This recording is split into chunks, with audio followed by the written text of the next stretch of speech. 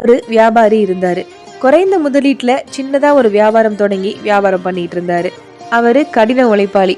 ஒரு நாள் சாலையில நடந்து போயிட்டு இருக்கும்போது ஒரு ஓட்டை விழுந்த நாணயத்தை பாக்குறாரு. அவரை பொறுத்தவரையும் ஓட்டை விழுந்த நாணயம் ரொம்பவே அதிர்ஷ்டமானது. அதனால அதை எடுத்துட்டு போய் தன்னோட மனைவி கிட்ட கொடுத்து, இந்த நாணயத்தை ஒரு சுருக்கு பையில போட்டு கொடு, தினமும் காலை நான் கடைக்கு எடுத்துட்டு போறேன் அப்படின்னு சொல்றாரு. அதே மாதிரி அவரோட மனைவியும் அந்த நாணயத்தை சுருக்கு பையில போட்டு கொடுக்குறாங்க. மறுநாள் அந்த நாணயம் உள்ள சுருக்கு பைய தன்னோட சட்டை பைக்குள்ள வச்சு கடைக்கு எடுத்துட்டு போறாரு. அன்னைக்கு வியாபாரம் ரொம்ப நல்லபடியாவே நடக்குது. கொஞ்சம் கொஞ்சமா வியாபாரி முன்னேற ஆரம்பிச்சாரு.